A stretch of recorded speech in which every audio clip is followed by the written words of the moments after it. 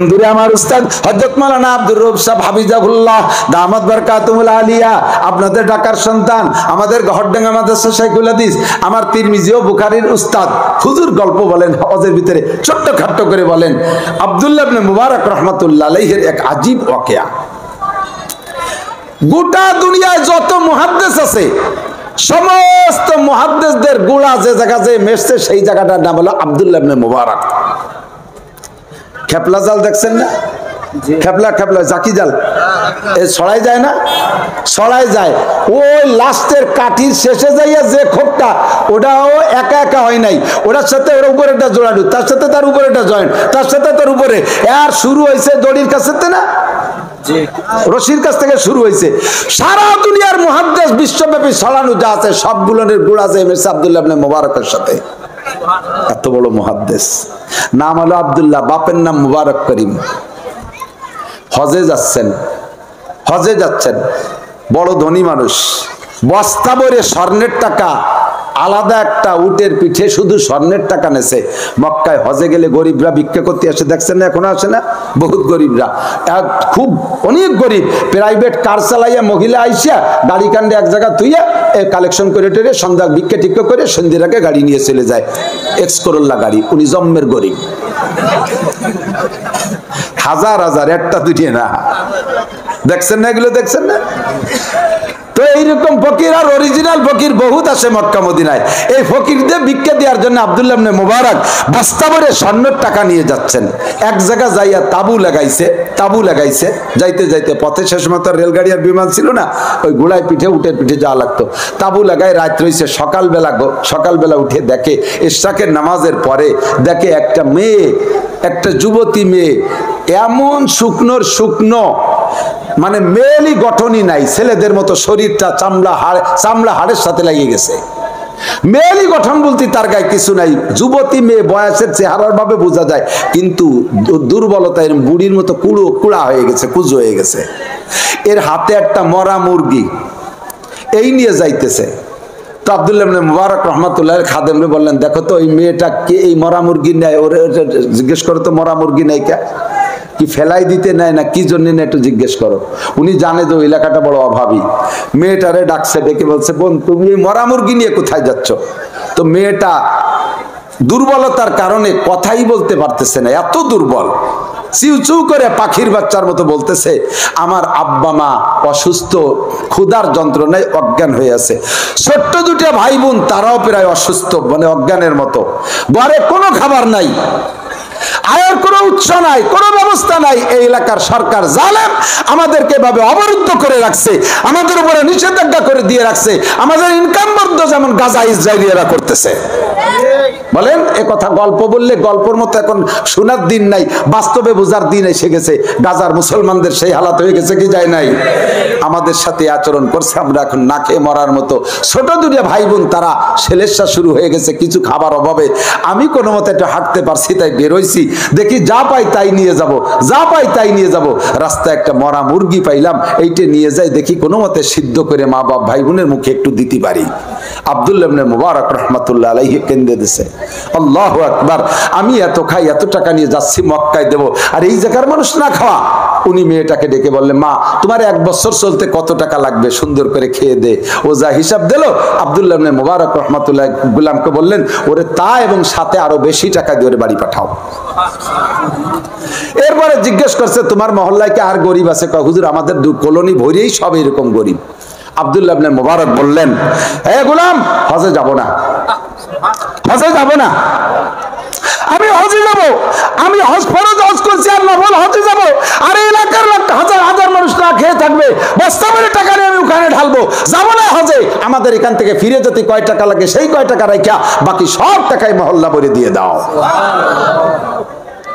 আল্লাহু আকবার। এই আব্দুল্লাহ ইবনে মুবারক রাহমাতুল্লাহ আলাইহির আব্বা জান নাম হলো মুবারক। উনি গোলাম ছিলেন এক বড় লোকের বাড়ির, বড় লোক মানে ওনার শ্বশুর বাড়ি, অর্থাৎ আব্দুল্লাহ ইবনে মুবারক রাহমাতুল্লাহ আলাইহি, আব্দুল্লাহ রাহমাতুল্লাহ আলাইহির নানার বাড়ির গোলাম ছিলেন। ওনার নানা ছিলেন মালিক, আর ওনার আব্বা হলো ওই বাড়ির গোলাম, বাপের নাম হলো মুবারক করিম। তো এই মুবারক করিমের মালিক তার অনেক বাগান আছে, এক এক বাগানের মালি এক একজনরে বা 2-5 জনের দায়িত্ব দিয়েছে, কিন্তু সব মালি 9 নম্বর 6 নম্বর চুরি চেষ্টামি করে বেচে কিনে খায়, গোপনে গোপনে এদিক ওদিক নিয়ে যায়। কিন্তু মুবারক করিমের ভিতরে আল্লাহর ভয় এত যে জীবনে কোনোদিন মালিকের বাগান থেকে একটি পয়সার মাল এলোমেলো করে নাই। মালিক অন্য সব বাগান মাঝে মাঝে ইনকোয়ারিতে যায়, 20 বছরের ভিতরে মুবারক করিমের বাগানে যায় নাই। যুবক মনে রাখবা, 20 বছরের ভিতরে মুবারক করিমের বাগানে যায় না। 20 বছর পরে চিন্তা করলেন যে সব বাগান দেখি, মুবারকের বাগানটা দেখি আসি, ওর বাগানেতে তোমার ইনকাম বেশি আসে, যাই দেখি আসি। দেখতে যে মুবারকের বাগান হলো আনারের বাগান। যে বলছে মুবারক লব্বাইক ইয়া সাইয়্যিদি, জি মালিক কি খবর? কয় তোমার বাগানে তো কোনোদিন আসি না, সব বাগানে যাই, যার বাগানে যাই সেই বাগান থেকে আমার কিছু না কিছু খাবার দেয়, ফল ফ্রুট খায়। তোমার বাগানে আসছে, তুমি কিছু খাও, তোমার বাগানেতে একটু ভালো ফল খাও। মুবারক যাইয়া সবচেয়ে আনার গাছে দেখতে যে আনারটা সবচেয়ে ভালো, ওই আনারটা তুলে এনে খুলে মালিককে দানাগুলো বের করে দিছে। মালিক সেখান থেকে 2-5টা দানা মুখে দিয়ে চোখ থেকে পানি চলে আসছে, এত টকের টক। মালিক এবার ধমক দিয়েছে, বেটা জীবনে তোর বাগানে আসলাম না 20 বছরের মধ্যে তোরে দায়িত্ব দেওয়ার পরে, আর আসলাম যার বাগানে যাই সেই 1 নম্বর ফল খাইছে, আর তুই খালি একটা টক ফল, তুই একটা মিষ্টি ফল খাওয়াবি না? মুবারক কয় মালিক আপনার বাগানের ফল কোনটা মিষ্টি কোনটা টক তা তো আমি জানি না। তো কি 20 বছরের মধ্যে তুই জানিস না? জানবো কি, আমি তো খাই না, তা জানবো কি করে? খাইস কেন? আপনি তো আমরা খাইতে বলেন না, আপনি তো আমরা পাহারা দিতে বলছেন। এ পাহারার মানে কেউ যেন ক্ষতি না করে, এ পাহারার মানে আমিও যেন ক্ষতি না করি। কথা বলেন না কেন? পাহারার মালিক কি মানে কি? আমিও যেন ক্ষতি না করি। তা আপনি তো আমরা খাইতে বলেন না, আমি তো গোলাম, আমি খাবো কি করে? কারে পাগল, তুই পড়িয়ে যায় যেটা সেটা খাতে পারিস না? তাও তো বলেন না যে পড়িয়ে যাওয়াটা খাইস, তাহলে কি রে খাবো? খাবি তা আমি কি আসিনি, কে জায়গা তো আর কেউ পাঠাই না, আমি তো থাকি বাড়ি, তুই খাতে পারিস না? তোর পরাণে চাই না? পরাণে চাই না তা না, পরাণে তো চায়, মনে তো খাইতে চায়। বড় লোকরা এসে কিনে নিয়ে যায়, তাদের পোলাপান এই আনার খুলে খায়, গাল বেয়ে বেয়ে রস পড়ে। আমিও গোলাম, আমার বাপ দাদা 14 পুরুষ গোলাম, আমরা তো কোনোদিন খাইতে পারি না, মনে তো চাই খাইতে। এই মনে করিয়া কখনো যদি আমি আনারের বুটায় হাত দিছি, তখন তুলবো বলে নিয়ত করছি, এর মধ্যে আমি দেখি যে আমার আল্লাহ আমারে দেখতেছে, আমার আল্লাহ আমাকে দেখতেছে, তখন আর আমি আনার তুলতে পারি না, আমি ছেড়ে দিয়ে চলে আসি। মালিক কয় আল্লাহ, ও মুবারক তোর এই তাকওয়ার কারণে আমার সম্পদে এত বরকত। ঠিক আছে, তোরে আর গোলাম রাখা যাবে না, তোর মতো বুজুর্গ করে আমি বন্দি করে রাখবো হবে না, তোরে আজকে আজাদ করে দিলাম। জোরে কোন সুবহানাল্লাহ। আমিও যেমন তুইও তেমন, কন্যা সুবহানাল্লাহ। ও যুবক, গোলামের থেকে চির আজাদ হয়ে গেছে। বলে তো কি জন্য? আল্লাহর ভয়, তাকওয়া থাকার কারণে, জবানকে মাত্র 20 বছর কন্ট্রোল করার কারণে। ঠিক কিনা? মালিক আপাতত রে রাইখা বাড়ি যে বোর কাছে গল্প দিচ্ছে, আজকে একটা কাজের কাজ করে আসছে। কয় কি? কয় মুবারক রে আজাদ করে দিছি। বউ কান্দিছে, কয় তোমার সম্পদে ধস নামবে আজকে থেকে, কোনো চিন্তা করা লাগবে না, কারণ তোমার সব চোর চুট্টায় ভরা এক মুবারক পরেশগার, ওর দুয়ার ওসিলায় তোমার সম্পদে উন্নতি। আজকে তারে দেশ ছাইড়িয়া তোমার সম্পদে টান ধরবে, আজকের থেকে শুরু হয়ে যাবে।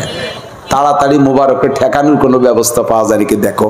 কিচ্ছা শুনেছে, বউও রাজি আজাদ করে দিতে, কিন্তু সম্পদের টান। কয় যাও, তাড়াতাড়ি আমি ডাকতেছি মুবারককে। মুবারককে ডাকিয়ে বলছে, মুবারক তোরে আজাদ করে দিছি, তুই চলে যাবি, কোনো বাধা নাই, তবে তুই যদি আমার বাগানের একটু খেদমত করিস আমি বড় উপকৃত হব। বলেন মালিক, বলেন, আপনি যা বলবো তাই শুনবো।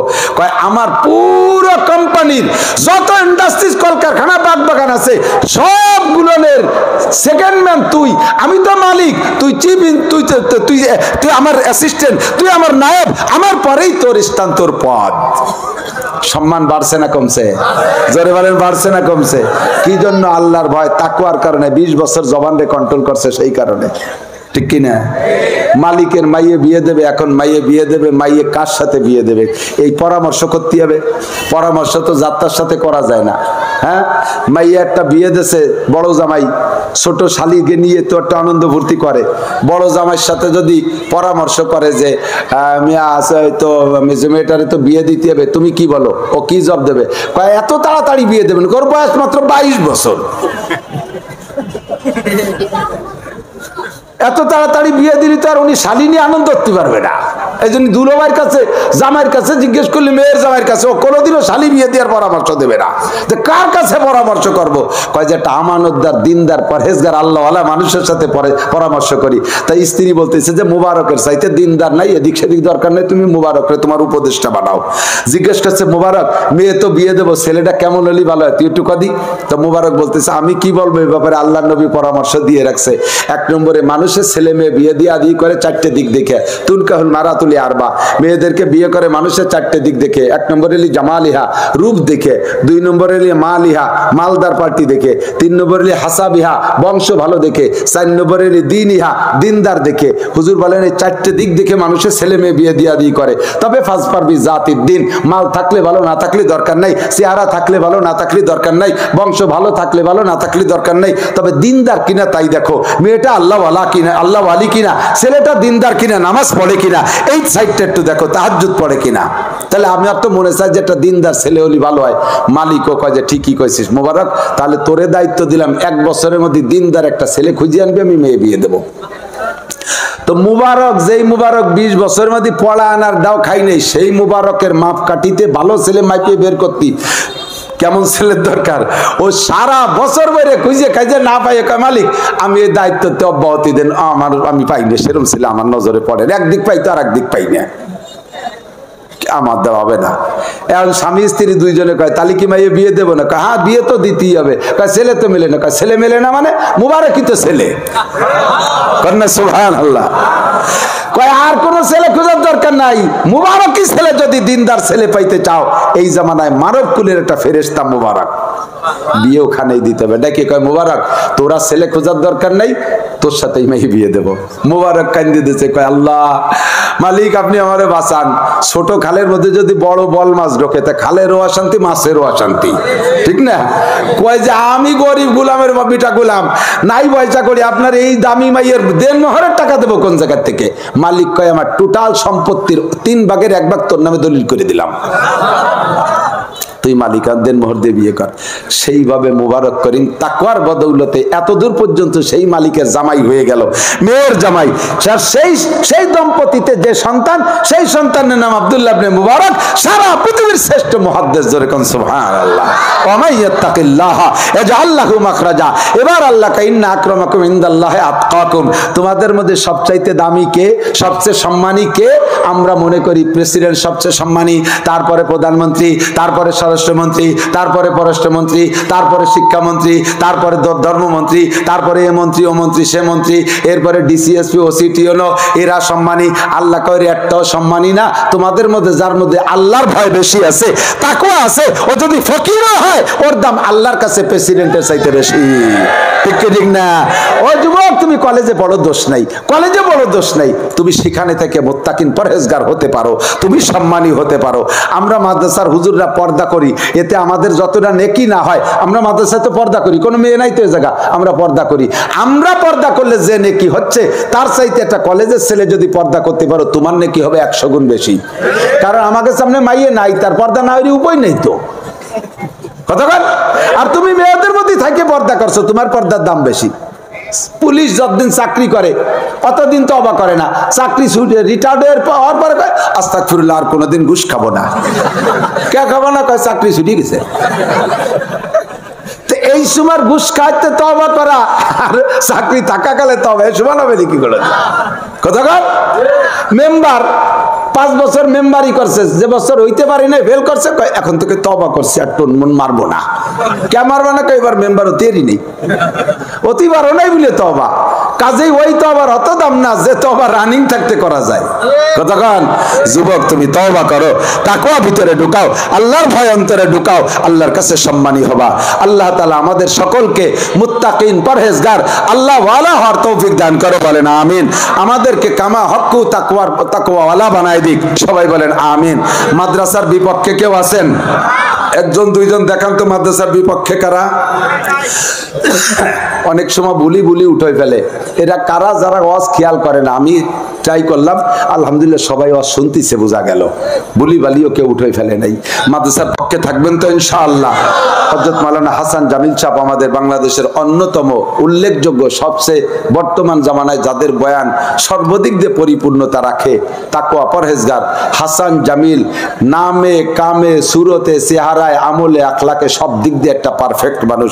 আপনাদের এখানে গতবারও বয়ান করে ডেট দিয়ে গেছে, তার ডেটেই আমি একটু বাংটা টাইম ফাঁকে সুযোগ নিছি, আমার মাহফিল অন্য জায়গায়।